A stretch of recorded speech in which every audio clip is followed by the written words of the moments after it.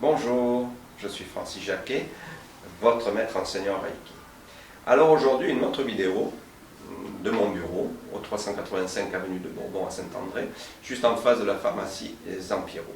Alors, une autre vidéo, on me demande beaucoup de mettre des vidéos pour aider peut-être les gens qui ne sont pas encore accoutumés avec le Reiki, qui ne savent pas ce que c'est, ou même peut-être, et souvent même, des gens qui sont déjà praticiens de Reiki, premier, deuxième ou troisième degré, et qui sont toujours encore en quête de recherche du meilleur.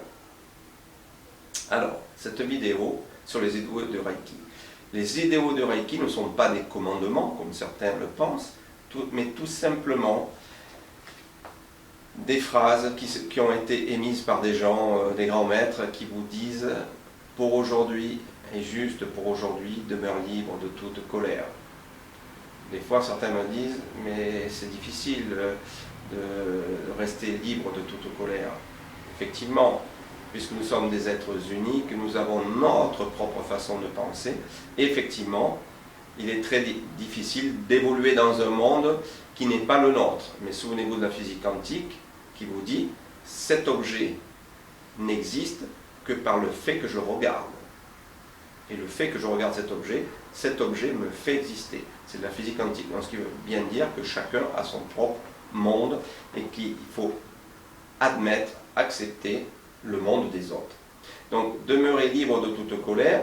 Dans mon atelier énergétique, j'ai créé un exercice exprès pour cela, pour justement, en même temps qu'on neutralise l'ego, ce que je disais dans une autre vidéo, en même temps, on va se retrouver dans une position où il n'y aura plus, on va le sentir, où il n'y aura plus aucune émotion à ce moment-là, juste un état de bien-être. C'est un exercice que je vous proposerai un jour de faire, soit dans une vidéo, en cours ou alors en formation, pour venir assister à des ateliers énergétiques. Donc, juste pour aujourd'hui, demeure libre de toute colère. Juste pour aujourd'hui, demeure libre de toute préoccupation. Toujours dans ce même exercice que j'ai développé et que j'ai mis au point, on retrouve le fait de ne plus être préoccupé, de neutraliser l'ego et donc de lâcher complètement la colère et toutes les autres émotions négatives. Juste pour aujourd'hui, honore tes parents, tes professeurs et tes aïeux. Juste pour aujourd'hui, rends grâce pour tes nombreuses bénédictions. Honore tes parents, tes professeurs et tes aïeux. Les nombreuses bénédictions. Regardez-vous, vous êtes en pleine santé, vous êtes beau, regardez comment on est.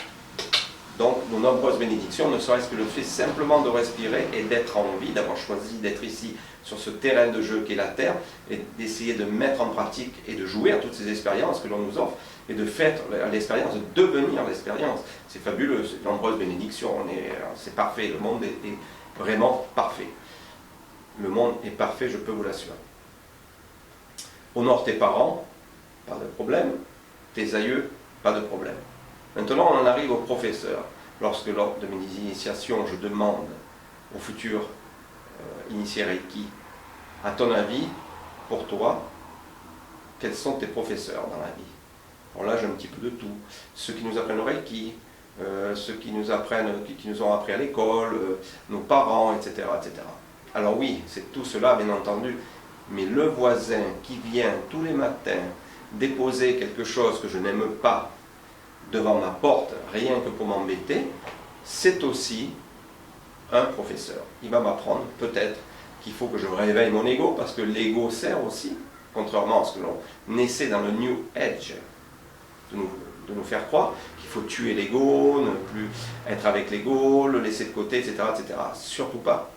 Surtout, surtout, surtout, surtout pas. Parce qu'une petite phrase, chaque chose dans l'univers a besoin d'être vue, reconnue et aimée. Ça, j'en parle aussi dans mon atelier énergétique. Donc, en fin de compte, l'ego, il est très important. Il suffit juste de le remettre à sa place et de le voir quand il arrive et lui dire ah, « calme-toi, je t'ai vu. Reste calme. Assis-toi là, bois un coup, je reviens. » C'est juste ça qu'il faut essayer de faire.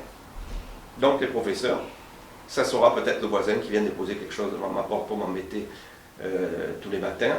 Alors peut-être que mon ego va être obligé de se rebeller, de me mettre en avant, parce que peut-être que je suis une personne qui a toujours été soumise, qui ne s'est jamais mis en colère, parce que à cause de mes égrégores, ces fameux égrégores qui sont inclus dans le plan mental, dans le corps mental, eh bien je n'osais pas me mettre en colère parce que ça ne se fait pas, parce que ceci, parce que cela, etc. Et que là, ça va me mettre en avant.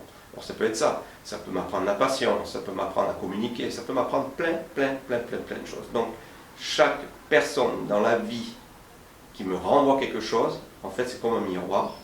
Je vous ferai part de mon expérience avec le yin et le yang à ce sujet. Toute personne en face de moi qui est un miroir va me renvoyer quelque chose. Et lorsque je réagis à cette chose, eh bien c'est qu'elle n'est pas soignée en moi. Parce que si je suis complètement soigné, si je suis cette fameuse cellule jaune, vous avez vu, la fameuse cellule yin dans le schéma de la vidéo précédente, eh bien je n'ai pas besoin de me mettre en colère, je n'ai pas besoin de quoi que ce soit, et ça ne me renverra rien du tout parce que je serai plein. Plein de quoi? Plein d'amour, plein de moi, plein de ce que vous voulez. Plein de graisse aussi, ça se peut. Voilà.